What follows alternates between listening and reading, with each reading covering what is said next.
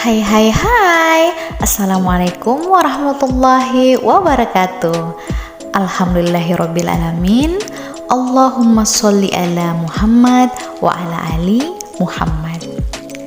Anak soleh soleha dimanapun berada, apa kabar anak-anak?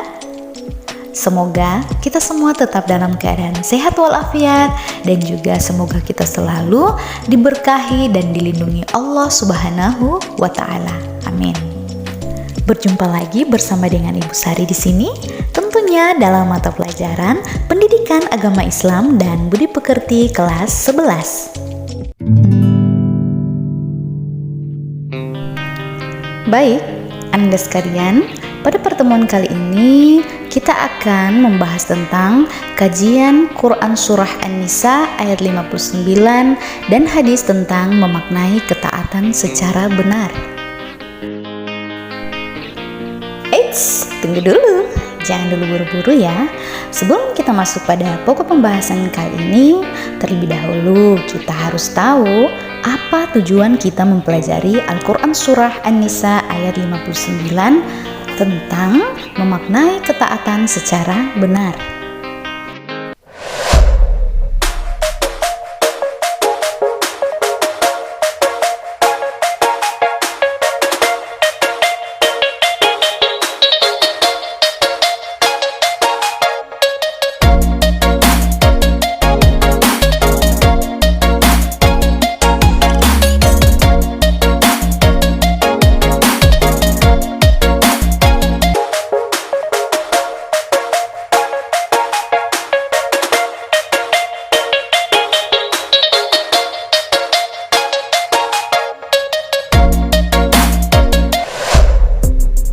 Soleh-soleha itu tadi adalah tujuan pembelajaran kita hari ini. Nah, karena kita sudah tahu apa tujuan pembelajaran kita hari ini, cus kita langsung aja belajar tentang kajian Quran Surah An-Nisa ayat 59. Ya ayyuhalladzina amanu athi'u Allah wa athi'u Rasul الأمر منكم فإن تنازعتم في شيء فردوه إلى الله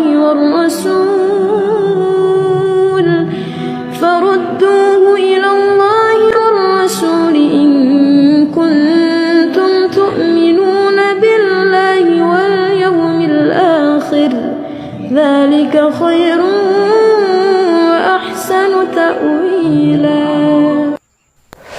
Ananda sekalian, itu tadi adalah Al-Quran Surah An-Nisa ayat 59 beserta terjemahannya. Selanjutnya, kita beralih pada isi kandungan Al-Quran Surah An-Nisa ayat 59. Isi kandungan yang pertama yaitu taat dan patuh kepada perintah Allah Subhanahu wa Ta'ala. Nah, Anda sekalian, dengan mengamalkan isi Al-Quran dan meyakini dengan sepenuh hati bahwa semua yang diperintahkan pasti mengandung manfaat, begitupun dengan sebaliknya, semua yang dilarang oleh Allah Subhanahu wa Ta'ala pasti mengandung mudarat atau bahaya. Yang kedua, menaati tuntunan Rasulullah Shallallahu Alaihi Wasallam. Anda sekalian, menaati Rasulullah merupakan perintah Allah Subhanahu wa Ta'ala dalam Al-Quran, dan Rasulullah yang ditugaskan untuk menjelaskan isi kitab tersebut. Dan yang ketiga adalah mematuhi ketentuan ulil amri. Ulil amri adalah penguasa atau pemimpin, yaitu orang-orang yang memegang kekuasaan, yang tidak mengandung kemaksiatan dan tidak bertentangan dengan Al-Quran dan hadis. Dan yang keempat atau yang terakhir yaitu jika ada masalah yang diperselisihkan dan tidak ada kata sepakat, maka dikembalikan kepada Al-Quran dan hadis. Setelah kita mengetahui isi kandungan Quran Surah An-Nisa ayat 59, sekarang kita lanjut lagi pada pengertian taat. Ananda sekalian, taat adalah mematuhi segala aturan dengan penuh kesadaran. Dengan kata lain, mengikuti perintah dengan terpaksa atau melaksanakan yang tidak diperintahkan tidak dapat disebut taat. Nah, anak soleh-soleha, telah kita saksikan bersama pengertian taat.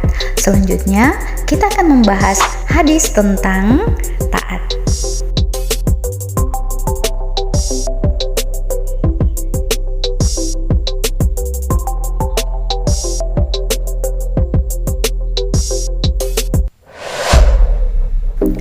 Itu tadi adalah hadis yang mencerminkan tentang ketaatan. Selanjutnya, kita akan membahas tentang batasan taat kepada ulil amri. Batasan yang pertama yaitu taat kepada pemimpin selama tidak memerintahkan berbuat maksiat. Nah, di sini Ananda sekalian, selama pemimpin tidak memerintahkan untuk berbuat sesuatu yang mengandung dosa atau kemaksiatan dan kedurhakaan kepada Allah, kita wajib atau harus menaatinya. Begitupun sebaliknya, jika pemimpin mengajak atau memerintahkan kita untuk berbuat dosa atau kemaksiatan kepada Allah, maka tidak wajib untuk kita taati. Nah, selanjutnya yang kedua yaitu taat kepada pemimpin meskipun tidak memenuhi hak rakyat. Nah, di sini Ananda sekalian, ada kalanya seorang pemimpin banyak menuntut hak-haknya sebagai seorang pemimpin. Sementara hak rakyat justru sering diabaikan. Jika hal tersebut terjadi, itulah sisi kelemahan seorang pemimpin. Karena ia juga manusia sebagaimana juga rakyatnya. Hanya saja, ia dipilih untuk memegang amanah. Dalam keadaan seperti ini, rakyat harus tetap taat kepadanya selagi perintahnya secara nyata tidak bertentangan dengan perintah Allah Subhanahu wa Ta'ala.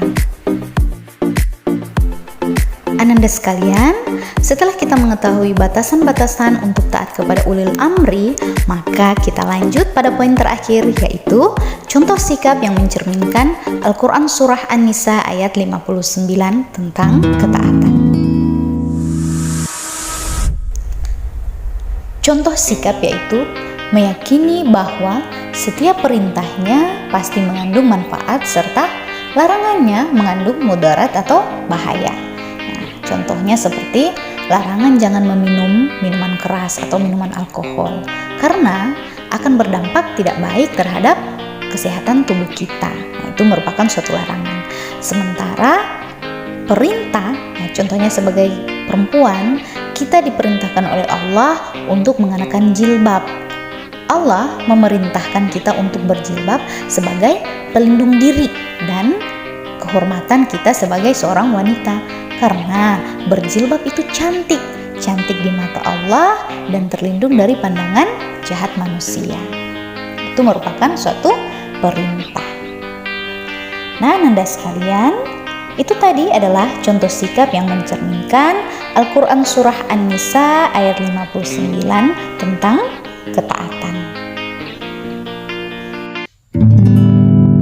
Jadi, kesimpulan dari materi yang kita pelajari hari ini yaitu kita wajib taat dan patuh kepada perintah Allah Subhanahu wa Ta'ala dan Rasul-Nya. Dan kita juga harus yakin bahwa semua perintah Allah Subhanahu wa Ta'ala pasti mengandung kemaslahatan dan larangannya mengandung mudarat atau bahaya. Ketaatan kepada Allah Subhanahu wa Ta'ala dan Rasul-Nya itu bersifat mutlak dan tidak dapat ditawar atau dipilih-pilih. Sementara ketaatan kepada ulil amri itu bersifat terbatas, di mana selama perintahnya sejalan dengan perintah Allah dan Rasul-Nya, maka kita wajib menaatinya. Namun apabila aturan yang ditetapkan oleh ulil amri itu bertentangan dengan perintah Allah dan Rasul-Nya, maka tidak wajib bagi kita untuk menaatinya. Harapan Ibu, semoga Ananda sekalian mampu memahami materi yang Ibu sampaikan serta menerapkannya dalam kehidupan sehari-hari. Baiklah anak soleh-soleha, Sampai di sini dulu video kali ini. Semoga bermanfaat.